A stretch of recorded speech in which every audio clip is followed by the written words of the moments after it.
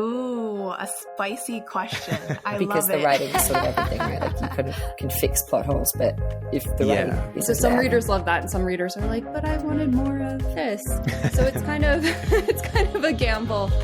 Hello and welcome back to the Right and Wrong podcast. On today's episode, I am joined by two guests. One of them is an author whose debut novel, Melting for You, will have just come out by the time this airs, and the other is the assistant editor who commissioned the book over at Hera. It's Tegan Philips and Dan O'Brien. Hello to the both of you. Hi. Hello. Thanks so much for coming on and chatting with me. Let's jump right in with obviously the thing that connects you both, the thing that brings us all here today, the novel Melting for You. I think we'll probably pass this one over to Tegan, and I'll ask you to tell us a little bit about what readers can expect in the story of Melting for You. So Melting for You is about Ellis, who is a chronically ill single mum, just trying to get through every single day. When she bumps into her ex, who she hasn't seen in 10 years, Liam, and he's a professional ice hockey player. And they spend one night together that ends in a pregnancy. And the book follows them throughout the pregnancy, trying to work on their relationship, whether they should co-parent or whether they want to start dating each other again. And it's a lot about the relationships of them two and her son, and the relationship with his team, and the idea of trying to come back together after 10 years apart. Yeah. The complications of sort of making all the different parts of your life work together. Yeah. Yeah. Dan, does that sound pretty close to the pitch that you read when you decided that this was a story you wanted to publish? Yeah, it does. It was, trope laden. I think the real pull for me was the unique aspect of the protagonist having fibromyalgia, being a character who's chronically ill while going through the typical romance tropes of, second chance love, exes reuniting in the backdrop of the ice hockey sphere, which is such a popular part of commercial romance fiction at the moment. It felt like sort of the perfect storm of all of these topics to cover in one book. So immediately it was a really easy pitch to pitch in-house. Thankfully, what Tegan gave me. And when we say chronically ill, of course, this can refer to many things. You just named it there. I am not going to be able to replicate the word that you just said.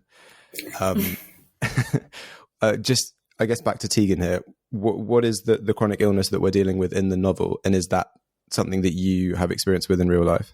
Yeah, so it's fibromyalgia, which is a chronic pain condition. It affects mainly the back, but it is an all-over illness. It affects brain function, joints, sleep. Every single part of life is affected by it. And I was diagnosed with it when I was 16.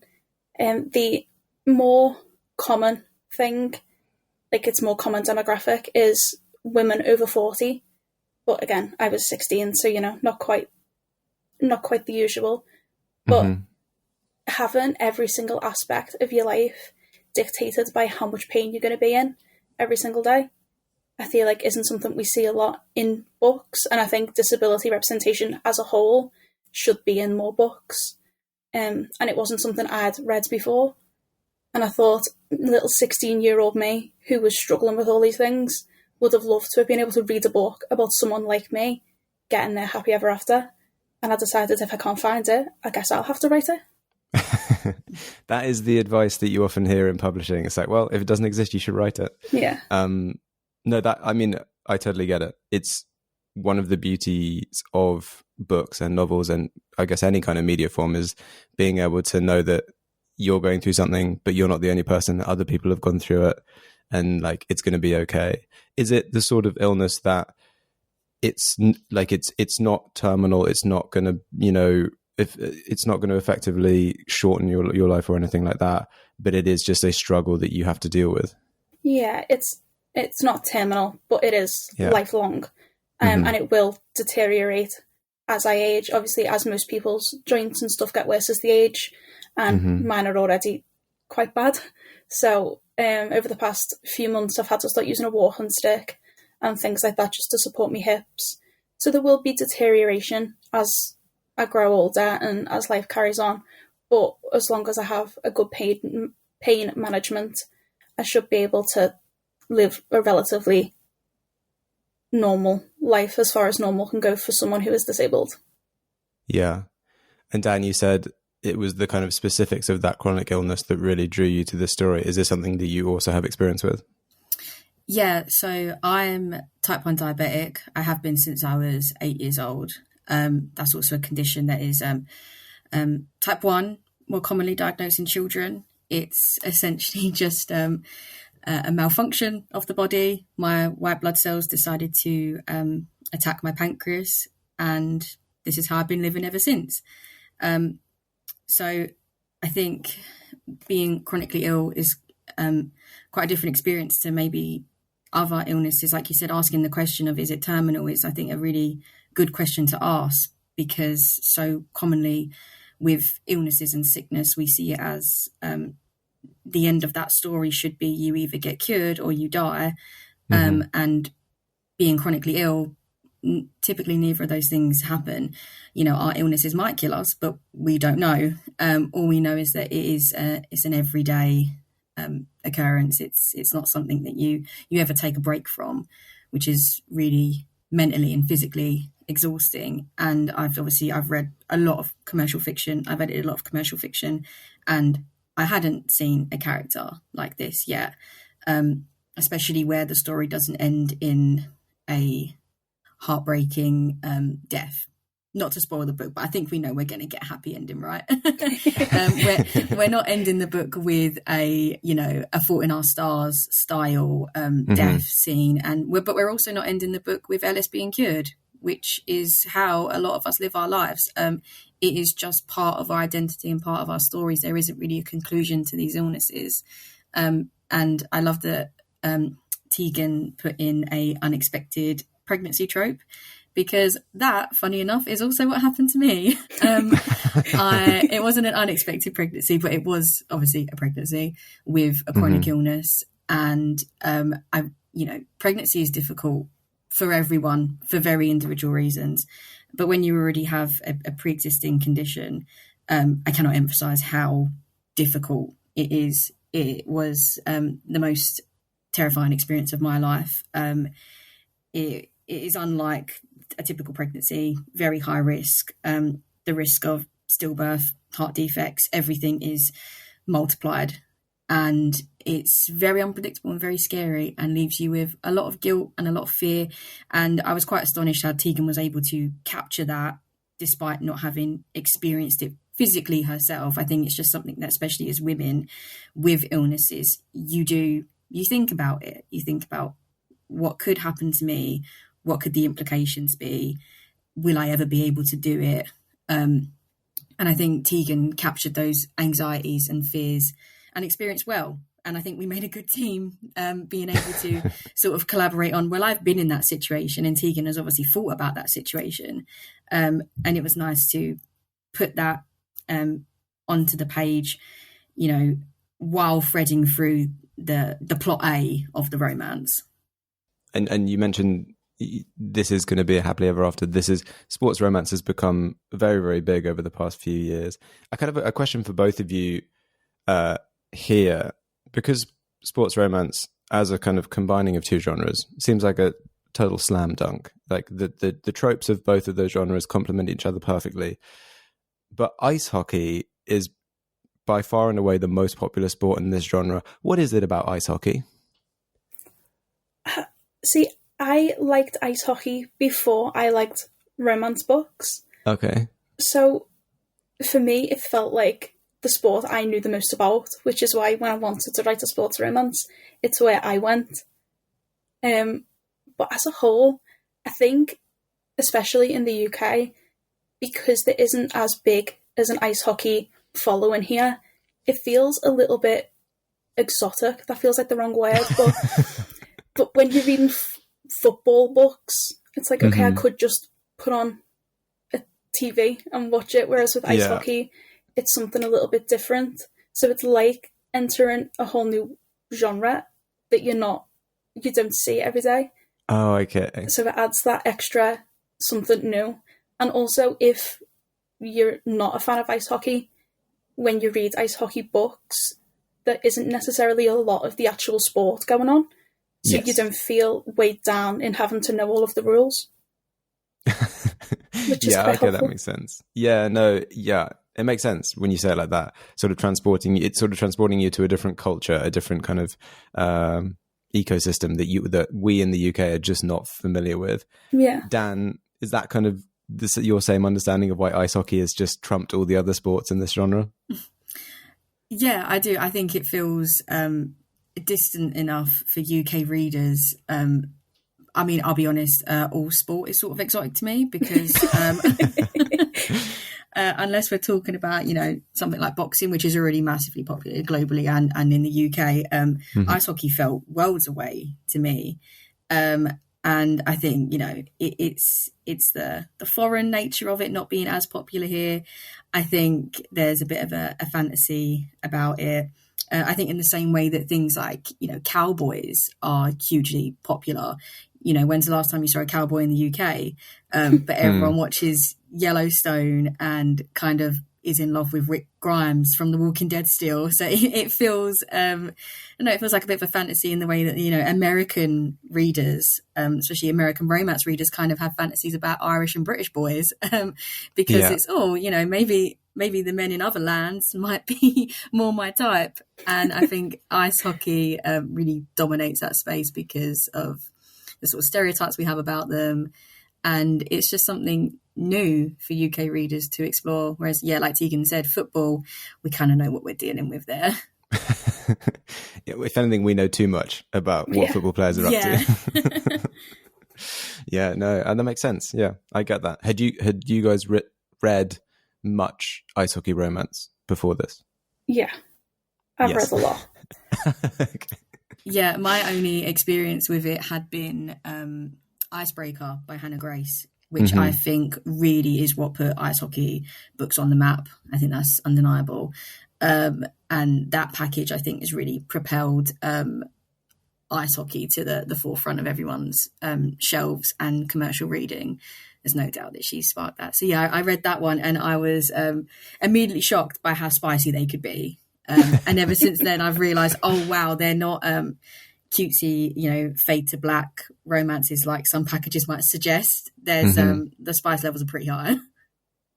Yeah, there's something interesting in that because there's definitely the cover art for ice hockey romance has kind of been it's kind of got its brand now, and it does seem kind of cutesy. You wouldn't have historically. I think it used to be like a big sweaty bicep or something, but then now it's this cutesy sort of Heartstopper style thing. So you wouldn't see it in a shop and think this is going to be spicy.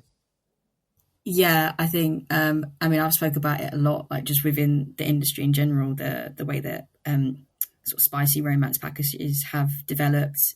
We've gone from the sort of bodice ripping, muscle bearing, oiled up man on the cover, which is so evocative. You know immediately this is going to be a hot and spicy, sexy book. And now the lines are way more blurred, and sometimes they can almost look like YA books. I think that, me and Tegan both have experience of being teenage girls. I don't know what your experience was like, Tegan, but I kind of think regardless of the package, we grew up reading, Wattpad fan fiction that was, probably incredibly above our age range of what we should have been reading. I think we kind of got baptism by fire with stuff like fan fiction. I think regardless of package, especially teenage girls and sort of new adult readers in their early 20s are going to seek out this content. And I think there's an element of being able to read books now in public without having a sort of sexual shame that everyone knows that you're reading something, especially when there's a big erotic scene. Even, sometimes I am like turning my book away from other people on the tube so they can't see what the page says. The cover's beautiful. The content, hey, I don't want people looking over my shoulder and reading that. A little bit embarrassing. I think it gives people a lot more freedom to not just sit in the dark and read a book shamefully. and it kind of brings sex into the wholesome sphere, because you can have a wholesome, lovely romance while also having sex. It's kind of part of what a love story is a lot of the time, right? Yeah. I mean, yeah, that makes a lot. The public consumption thing makes a lot of sense, because I guess also just when you're at home, if it's a genre that you're into, you're not. I mean, a lot of people are not going to want to display proudly on their bookshelf, like you said, lots of oiled up 6-packs kind of in a row.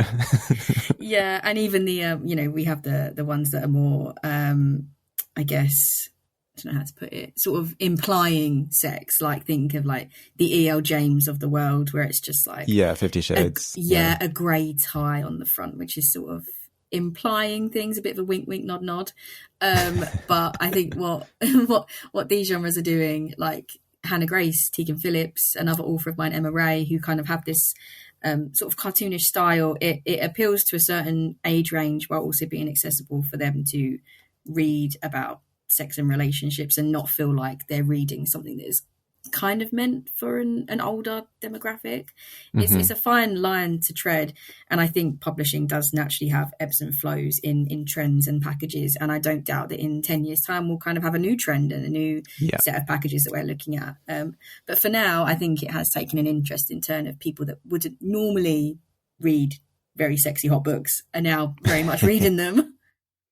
Yeah, but I think you made a really good point about it does sort of normalize sex in a healthy, kind of happy, normal relationship. Whereas it doesn't have to be like, if I see some of those other things, and I've not read them, but the Grey books, it's not a healthy relationship necessarily. I wouldn't say it's a happily ever after kind of romance. Whereas like this new kind of wave of cartoony kind of uplifting things on the front, it's like it is a nice romance, and a lot of the time it's going to be happy ever after.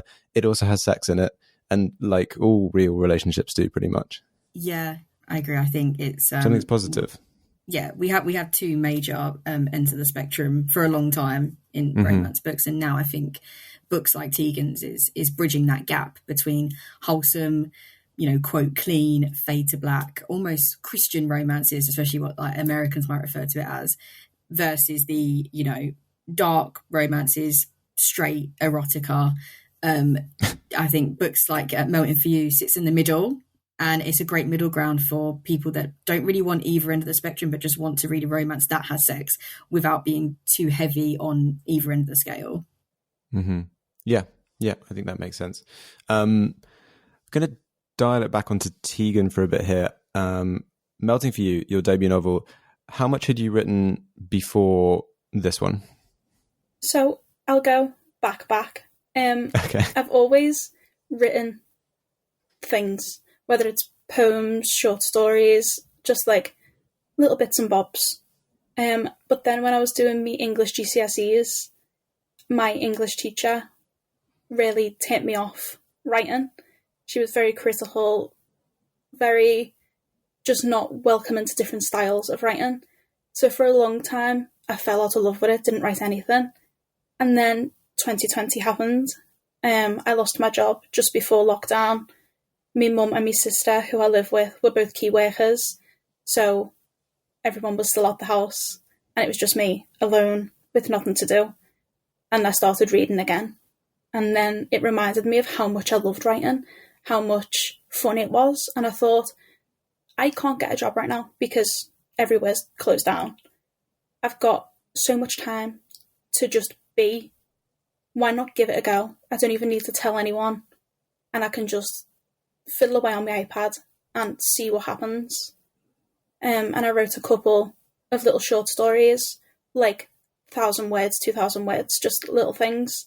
Mm-hmm. And I realised that the short stories I was writing, if I zoomed out, could be linked together in a full story. And I thought, hell, I've already started, why not? So I plotted out a full story. It was more of a novella. It was around 60,000 words once it was finished in 2020. And after that, the spark was just lit.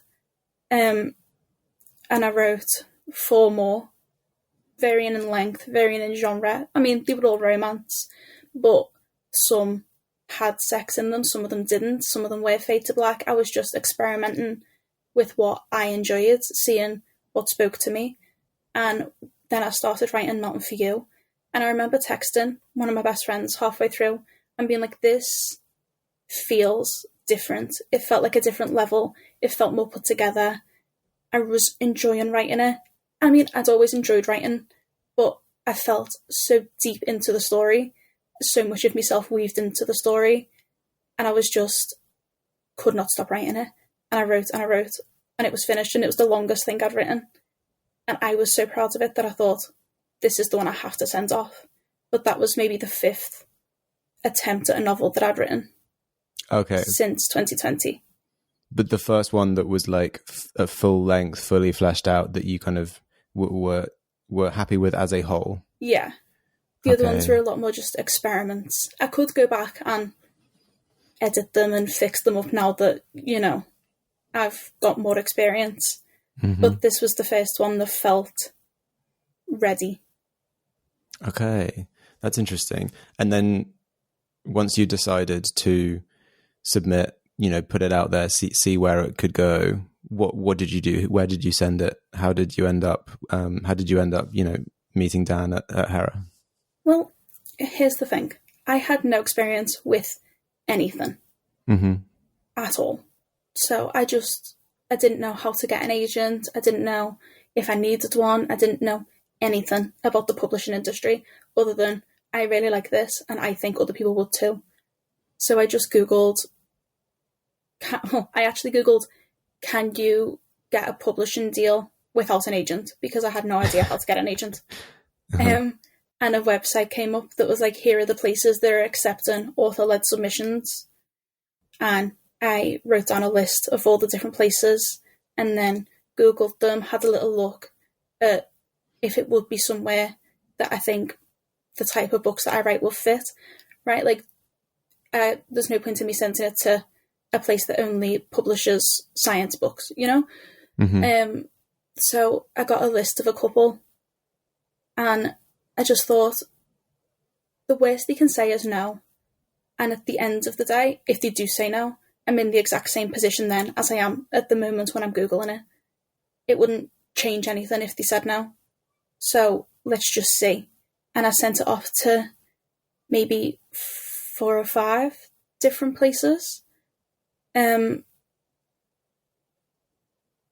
Obviously different publishing houses ask for different things in the submissions. Some want the full manuscript, some just want the beginning. And I had to create different packages for each place, different cover letters and submission forms and things like that. And I'd sent it off to a few of them. And over the few months later, I had a couple of emails saying, hey, no, this isn't really for us. I had one telling me they enjoyed it, but it was too long for what they were looking to publish at the time, things like that. I had somewhere ask me if I wanted to do hybrid publishing, which is where I pay a percentage of the money up front for the publishing, but something about that didn't feel right to me. It was just, I didn't feel comfortable with it. And then Christmas happened and I thought, in the new year, if I haven't heard anything, I'll start writing my next book, because I had more ideas for more books all the time. And then in January, I got an email from Dan asking if I could jump on a FaceTime call. And I got myself so ready for that FaceTime call. I was ready to pitch myself. I was ready to pitch the book. I had like a piece of paper with me of all the selling points. And then I got on that FaceTime call and it was actually Dan trying to sell Hera to me and not me. So it like completely knocked me for 6 because I was expecting to have to sell myself. And it was actually her pitching to me. I was like, oh, well, this is not... like I was speechless basically the entire meeting because I was just not expecting it at all. And now That's here great. we are. Yeah, here we are. I mean, it's great that you prepared for it, though. I'm sure Dan appreciated that. Oh, yeah, definitely. That's the first time I'm hearing that. So what did that look like from your end, Dan? Were you kind of looking through these submissions in the Hera inbox and then you just came across this one? Yeah, it was quite funny. So we have our general submissions box, which is for unagented submissions, which I think is really important. We do take both. I meet with agents all the time, but ultimately there's so much undiscovered talent, and I think it's really important, especially for authors with a working class background who don't know how to get an agent, like Tegan says. I've been in her position before as well. I think it's great to be able to look at people who don't have representation and go forth and see what they're offering. So it comes through our general inbox, where a few editors are on, and my line manager, Keshni Naidu, who's at Hero Books as well, said, "Oh, this looks like your cup of tea." I said, "Kesh, I'm already halfway through it, babe. I've already started it." We all go, "Oh, this looks like a bit of you," and 9 times out of 10, the editor's already like, "I'm on it, say less." So I'd already sort of decided in my head, I get really passionate that I'm publishing this book. I just need to really pitch it. So internally, we go through that publishing rigmarole of convincing everyone above you why this book should be published. And just trust me. It's a lot of just trust the process. I know what I'm doing. And my sort of last step was then talking to Tegan, and it does sound like I basically begged her, like, "Please let me publish your book. Don't worry what anyone else says. Here's why you should be with Hera." Because I want to, I feel like when someone gives you their book, they're kind of trusting you with their baby. They've spent so much time with the story and the characters. It's a bit like piece of your heart. I know that sounds a bit cringe, but it's true. It's someone bearing their soul to you a bit, and it can be a bit embarrassing. So I really want to make people feel safe, and like being with us is the right decision, and that what we're offering is beneficial to everyone involved. So it meant a lot to have Tegan and to have a story with the aspects that she'd implemented. So it was partially me pitching to Tegan, but also getting to know Tegan more and her backstory. And I think that always helps to sort of contextualize what was in front of me, what was on the page, and how we would work together in the future. So it's partially a proposal on my end, but also, I want to know who I'm working with and if she's happy to work with me. I guess it's also that it's weird to think from the author's side that you were kind of working for Tegan before you'd even reached out to her, because you're putting like a presentation together to pitch to the rest of your team to be like, "No, we need to sign this novel." So you've already started working with and for Tegan before Tegan is even aware that you've read the book. I'd say it to like any authors listening, that you really don't know what's going on behind closed doors.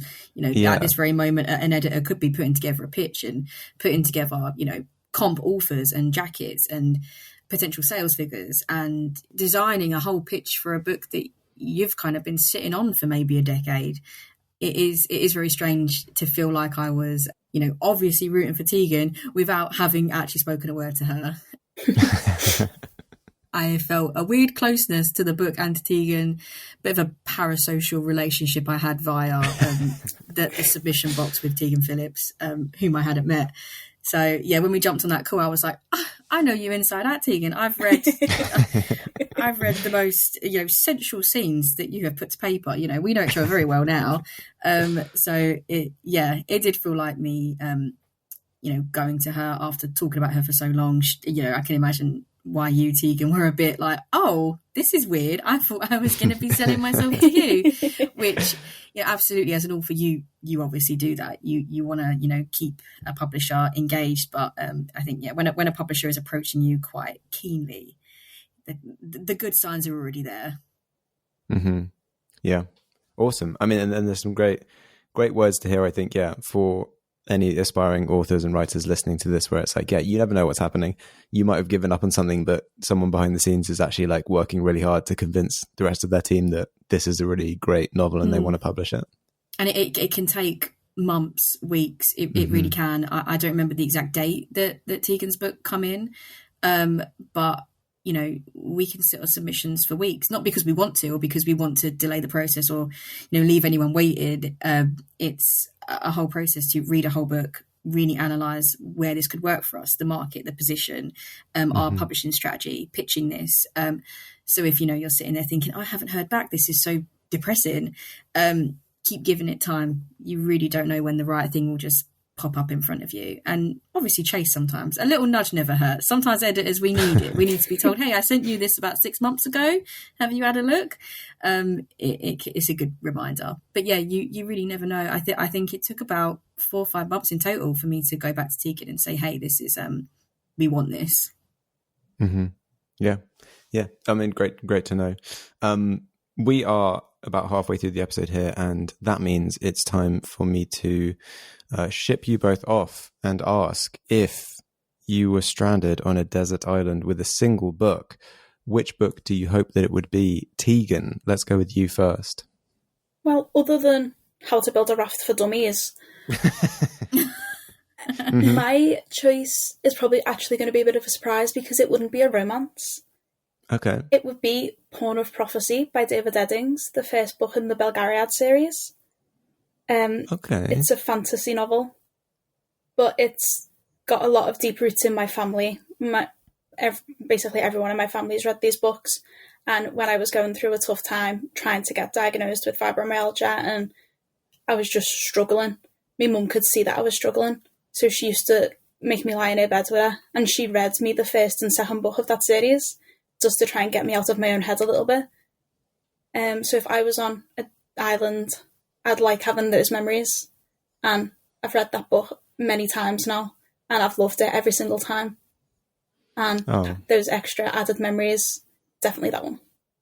Yeah, that's so nice. I mean, obviously, beyond the book itself, there's a really strong personal connection. So I feel that makes full sense why you would take that book if you were by yourself. It would keep you company, remind you of better times. Dan, same question. What book would it be? Oh, I have a typical literature girl answer. I am undoubtedly taking Wuthering Heights by Emily Bronte. Okay. I fear there are going to be eye rolls. I don't care. It is everything that I have loved about literature and storytelling. I first read it when I was about 12. Didn't realise it was considered, a classic or something literary. I remember reading it in class when I was in about year 8, and a teacher come around and give me like a gold sticker and said, "Wow, I can't believe you're reading Emily Bronte." I was like, well, it's no big deal. It's like a cool romance. My first crush was Heathcliff. I was obsessed. I thought, God, why are we bothering reading Romeo and Juliet when this exists? It's ghosts, the supernatural, the gothic romanticism of it all. Oh, it's just beautiful. And I know people's like dream destination is to visit the Maldives or Bali or Australia, these beautiful destinations. My dream is to go running on the moors in Yorkshire. That's where I need to be. I need to live my best Catherine Earnshaw lifestyle. I sound like such a fangirl. I'm basing my whole wedding on this book. I've got tattoos for this book. So if I said anything other than Wuthering Heights, I'd probably be disingenuous to who I truly am at my core. But it is beautiful, and I think that what she wrote is the blueprint for a lot of romances now. I think had Emily Bronte existed now, if she was like a 22-year-old right now and she was writing a concept of a supernatural romance, she would be considered like a book top girly. She'd definitely be publishing in like the commercial space, despite it being so, grand and heartbreaking. And I think it's amazing how this book has continued to touch teenage girls and young women, and my mum is still obsessed with it in her 50s. So I think it feels like a little piece of girlhood and a lovely gothic tale with a bit of a toxic man. And I hate to say it, I have ignored a lot of red flags in Heathcliff. I'm not bothered. I love him. I love all his darkness, and maybe that explains how I am the way I am now. But I take a bit of Bronte with me. I think that's great. I think there's I try not to get caught up in the culture of, if it's very popular, it's probably not that good. Because a lot of the time it's very popular because it's very good. But you know what I mean? Society's always like, oh, everyone's reading that, everyone's watching that, so it's probably not great. But no, I think you're absolutely right. And between the Brontes and Jane Austen, you've basically got the blueprint for all current romance. Oh yeah, and there's so many retellings. I'm a bit nervous for the Emerald Fennell film. Just gonna put that out there. I'm nervous for any film, to be honest. Any adaptation film, I'm nervous for it. So yeah, definitely puts me on the edge. Jacob Elordi as Heathcliff. Not so sure about that. I mean, I'm not sure we can ever please all the fans, but yeah, scary a little bit. But I love that. We're seeing classic retelling sort of infiltrating commercial fiction and pop culture romances like the Sydney Sweeney film, Anyone But You, being based on Shakespeare. I think it's really cool that we're sort of bringing to light that these stories are very of their time, but it doesn't mean that they're old stories. They are, ingrained in the human condition, and falling in love has always been part of us. So whether it happens, in a different language and a different time, it still holds a lot of significance today. Yeah, no, absolutely. And the fun thing as well is, like, as time goes by, you get more retellings of books, stories that perhaps there's a sort of like, I don't know how to explain it, but there's sort of like a time distance where you're like, now you're allowed to do the retelling of it. So as we get kind of further along in time, it's like, oh, well, this book, which I guess is now old enough that we could do the retelling of it. That's kind of fun. I really like that. Yeah, especially when it's sort of there's enough time has lapsed where you can take a different spin on things. Exactly. So it doesn't feel like a bit of a cash grab. Like, oh, it's 20 years old now, we can kind of do that, and it's like, oof, no, it's a bit too fresh. There's too many people alive who still remember it in its in its prime. Yeah. So you kind of almost got to wait for like generations to leave this earth before you're like, right, let's reintroduce it to people that actually aren't as familiar with it, which is really cool. And I think we're seeing a big resurgence, not just retellings, but general adaptations. We're getting Guillermo del Toro's Frankenstein. God, really excited for that. So yeah, I think it's hopefully want to see a bit more of a romance spin on that. I just love a love story. Clearly, that's why I'm with Tegan. I just love reading about love. Put it into horror, put it into supernatural, put it into ice hockey. Bound it's already to read in ice it. hockey. It's they're it's already ingrained. Yeah. It's nice to see. So I think that's kind of a bit of a pop culture thing that's going to continue. And I'm kind of waiting for the time that we're going to see an ice hockey romance adaptation. I'm picturing like an Amazon Prime original series. Yeah, there must be one in the world. I'd be surprised if there isn't. If they're not doing Icebreaker or something, I'd be surprised. Well, if there's anyone out there who wants to make Melton for you, I wouldn't complain. We are willing to negotiate the rights on this one. Listen, any execs at Netflix, please get in contact. You need this. Trust me. You need this, yeah. You've got to be the first on the scene. We've got to be the first adaptation of ice hockey romance. Exactly. It's a race. Yeah. Awesome. Great stuff. We are heading towards the next part of the episode where we are going to get into a bit more of the writing process. And given that this is a kind of rare and fun opportunity for me to chat to an author with the editor at the same time, we'll go a bit more into the mechanics of that. All of that will be available in the extended episode on patreon.com/rightandwrong. Yeah, it's going to be, God, yeah. And imagine the cosplays. This is going to be a real fun era that we're entering, guys. I hope you're ready. Strap in. Oh, well, I'm excited. Whatever happens, it'll be interesting and exciting to watch unfold.